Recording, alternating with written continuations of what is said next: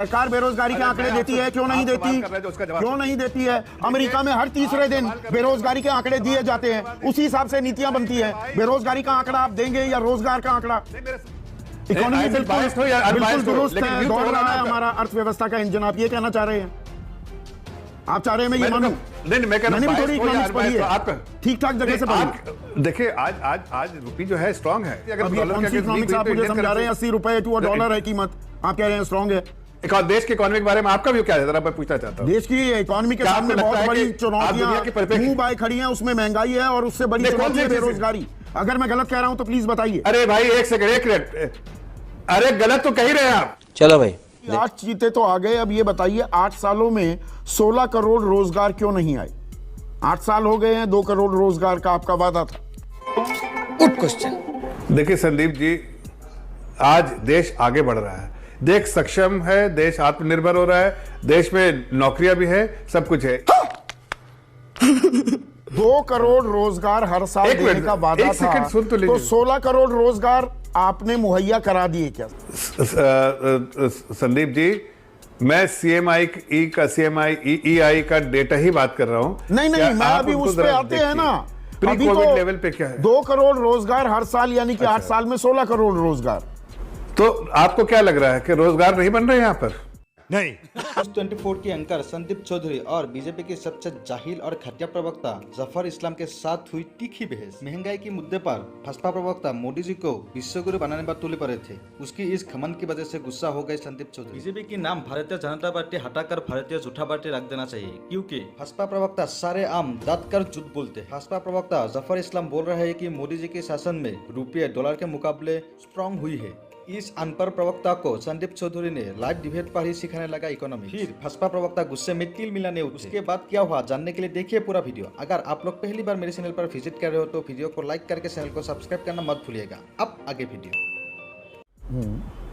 आपको क्या सरकारी नौकरियां जो वही दिखती हैं क्या?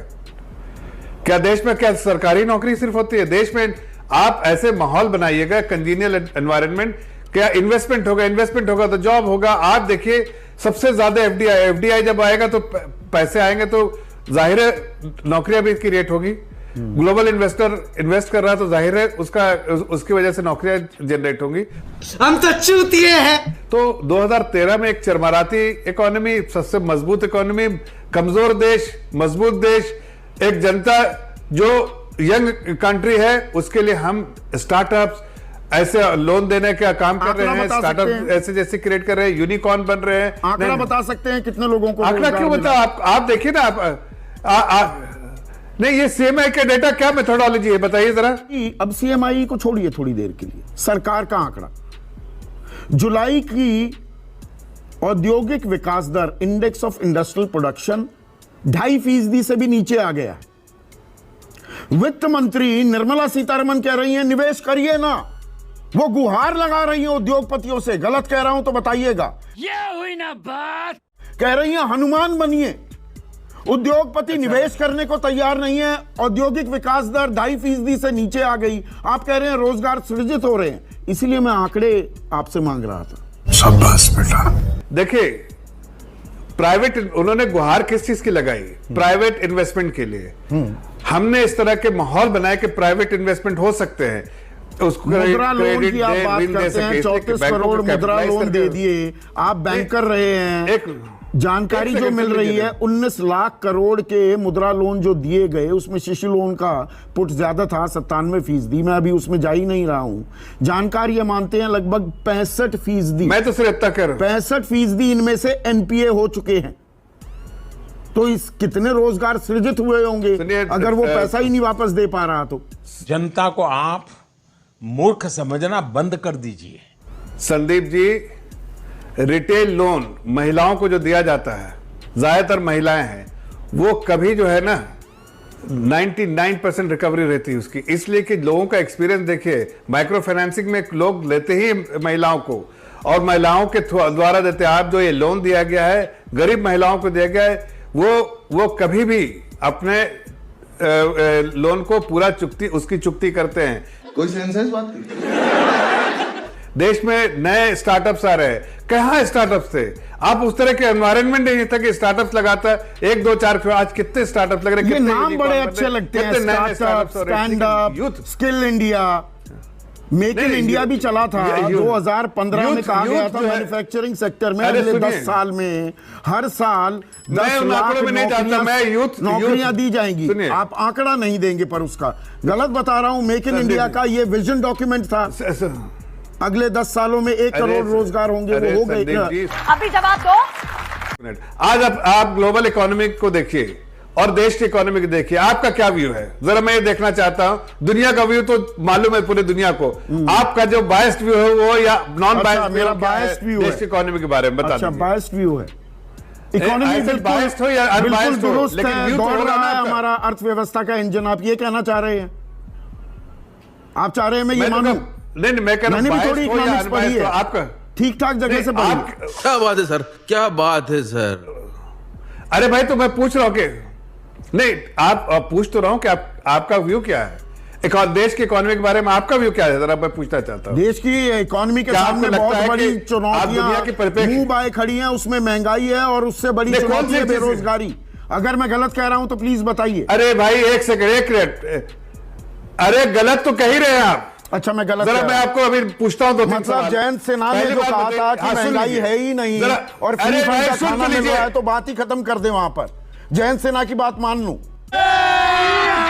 अभी मजा आएगा ना भिड़ो। आप बीच में अपनी बात करके हमको रोक दीजिएगा, ऐसा नहीं चलेगा। नहीं नहीं नहीं, मैं आपसे कह रहा हूं, बोलिए दुनिया के जरा देखिए वेस्टर्न। अरे जो आंकड़े आए हैं उससे यही सब संकेत देते हैं कि एक आम आदमी के पॉकेट में पैसा स्पेंड कर रहा है। जो प्राइवेट एक्सपेंडिचर जो है वो आपका बढ़ा नहीं इस बार, 22 या 24% आया है, जबकि अपना जीडीपी ग्रोथ है वो 13.5% था इस क्वार्टर के लिए। तो हमें जो नजर आ रहा है आंकड़ों के बनिस्बत, वो इस बात को दर्शाता है कि हमारी इकोनॉमी तेज है, पटरी पे तेजी से दौड़ रही है, लोगों के पास पैसे हैं खर्च करने के लिए। ये क्या बात करते हैं यार? देश में प्राइवेट इन्वेस्टमेंट होना चाहिए, देश के निवेशक। चलिए अब आप आंकड़े बता दिए, आंकड़ों का क्या है ना, आप बैंकर रहे हैं जफर भाई, आंकड़े बताते कम है छिपाते ज्यादा हैं। अब इस पर आते हैं कि यहां कितनी महंगाई है और बाहर कितनी। गलत बता रहा हूं तो प्लीज टोकिएगा। इंग्लैंड की अर्थव्यवस्था, इंग्लैंड में प्रति व्यक्ति आय भारत के मुकाबले 10 से 12 गुना है। अमेरिका में प्रति व्यक्ति आय भारत के मुकाबले 35 गुना है। यहां पर 7.01% महंगाई है, वहां 9% महंगाई है। गलत कह रहा हूं तो बताइएगा। तो महंगाई की मार किधर ज्यादा पड़ रही है? ये फंस गया। क्या ये पॉपुलेशन आज ही बढ़ के इतना ज्यादा पॉपुलेशन, इसीलिए तो हमारा पर कैपिटा इनकम कम है, इजंट इट? दूसरा के 3 जर्मनी को भी पीछे छोड़ देंगे अगले 2-3 सालों में, बढ़ गई, हम दुनिया की तीसरी इकोनॉमी बनेंगे। लेकिन ग्लोबल हंगर इंडेक्स में भारत कौन से नंबर पर है? 119 देशों में 102वें नंबर पर है कि नहीं? एक मिनट सुनिए, एक मिनट सुनिए। ये सब देश में पॉपुलेशन कितनी है? 8 करोड़, 10 करोड़। इसीलिए तो जफर भाई मैं कह रहा हूं बड़ी चुनौती है कि एक आम आदमी को रोजी रोटी चाहिए, रोजगार चाहिए। नहीं, मैं यही तो कह रहा हूं। आप ऐसा बनाना चाहते हैं 8 साल में देश मजबूत हुआ, नहीं बताएंगे। अरे भाई पॉपुलेशन कोई 8 साल में पैदा हो गया इतना, पर कैपिटा इनकम क्या है? आप एक दिन में क्या? तो बेरोजगारी का कोई हल नहीं है, बेरोजगारी का कोई हल नहीं है। हल है, आप स्ट्रक्चरल रिफॉर्म्स करेंगे या मैन्युफैक्चरिंग हब बनाएंगे, आप इंफ्रास्ट्रक्चर अच्छा डेवलप करेंगे, आप कम्युनिकेशन अच्छा रखेंगे, आपकी सरकार आए 8 साल हो गए, आप निवेश अच्छा होगा, आप प्राइवेट इन्वेस्टमेंट, तो सब हो रहा है, वही सब तो हो रहा है। इसलिए देश की अर्थव्यवस्था पूरी दुनिया की नजरों में सबसे अच्छी है। भाई साहब कुछ ज्यादा नहीं हो गया? मतलब कुछ भी। आज जरा बाहर जाके खाली टीवी स्टूडियो में बैठ के नहीं, जरा बाहर अच्छी जगह से पढ़े, इकोनॉमी की समझ है, जरा दुनिया के में रिपोर्ट पढ़िए और दुनिया को जरा से पूछिए कि भारत को किस तरह से देखा जाता है। भारत बड़ा बाजार है, ऐसे देखा जाता है। 130 करोड़ लोगों का बाजार है। गजब बेइज्जती है। हाँ, आज अभी आ रहा है भारत बड़ा बाजार है, ये याद है आपको? हाँ, अरे भारत में बड़ी अपॉर्चुनिटी 130 करोड़ लोगों में जरा देखिए, हमारी नीतियों की वजह से देश मजबूत बनेगा। आपकी युवा मजबूत हो रहा है क्या? अरे भाई देश कौन नहीं मजबूत? चुनावी रैली थोड़ा है, विमर्श कर रहे हैं नहीं, जफर कौन भाई। Fragile economy? मतलब नहीं, देश, मैं नहीं चाहूंगा मेरा देश नहीं, मैं मजबूत हो, आपसे पूछ विश्व रहा हूं, गुरु फ्रेजाइल इकोनॉमी कौन हो, थी? पर उसके लिए युवा नहीं, को मैं आपसे एक सवाल नौकरी कर की रहा हूं, दरकार आपसे है। सवाल यही मेरा पहला सवाल है। क्या बात है? आप गलत आंकड़े गलत तरीके से मत पेश कीजिए। मैं पूछ रहा हूँ फ्रेजाइल आंकड़े आप सरकार देती है बेरोजगारी के आंकड़े, क्यों नहीं देती? उसका जवाब दीजिए। सरकार बेरोजगारी के आंकड़े देती है, क्यों नहीं देती? क्यों नहीं देती है? अमेरिका में हर तीसरे दिन बेरोजगारी के आंकड़े दिए जाते हैं, उसी हिसाब से नीतियां बनती है। बेरोजगारी का आंकड़ा आप देंगे या रोजगार का आंकड़ा? मुझे अपने घर जाना है। आप मेरे सवाल का जवाब देंगे। फ्रेजाइल इकोनॉमी कब थी और मोस्ट एडवांस तेजी से मजबूत इकोनॉमी कब है? आज दोनों को देखिए, 2013 और आज के पीरियड में बताइए कि कब थी। सिर्फ एक छोटा सा कंपैरिजन कीजिए। तो फ्रेजाइल इकोनॉमी से 5वीं सबसे बड़ी अर्थव्यवस्था बना दिया है। सरकारी नौकरियां सिर्फ घटी नहीं रही, रेलवे में कम की गई हैं, ये तो जानकारी सार्वजनिक है। उसके बावजूद अभी 3 लाख पद खाली पड़े हुए हैं। रेवेन्यू डिपार्टमेंट में 75,000, डिफेंस सिविल में 2.5 लाख, होम मिनिस्ट्री में 1.25 लाख। ये तो सरकारी आंकड़े हैं, सदन के पटल पर पेश किए गए। इस सज्जन को क्या तकलीफ है भाई? क्या तकलीफ है इनको? देखिए, जहां नियुक्ति होनी है, पदों को भरना है, वो आप जो कंसर्न मिनिस्टर है जितेंद्र जी ने, उन्होंने, डॉक्टर जितेंद्र सिंह जी ने, उन्होंने ऑलरेडी कहा है कि ये पदें भरी जाएंगी और उसकी प्रक्रिया चल रही है। तो डॉलर और रुपये 1947 में बराबर था, तो आज भी बराबर ही होना चाहिए ना? आपके हिसाब से 2013 में बराबर ही छोड़ देते? तो नहीं, उस पर सवाल उठाए गए थे। उस बात वक्त करें तो समझ में आता है। उस वक्त के प्रधानमंत्री की उम्र से कमजोर होते रुपये की कीमत को आंका गया था। आज 80 रुपए पर है, पर आप उफ नहीं करते। भाई कैसी लगी? देखिए, आज रुपये जो है स्ट्रांग है। आप कहाँ थे ज्ञानी बाबा? आप ये भी तो जान रहे, डॉलर के अगेंस्ट रुपये थोड़ा वीक हुई है, लेकिन बाकी करेंसी के अगेंस्ट स्ट्रांग ही हुई है। तो दुनिया की हर करेंसी अगर डॉलर के अगेंस्ट वीक हुई तो मुझे समझा रहे हैं 80 रुपए टू डॉलर है कीमत, आप कह रहे हैं स्ट्रांग है। क्या सोच है रे तेरी, मानना पड़ेगा।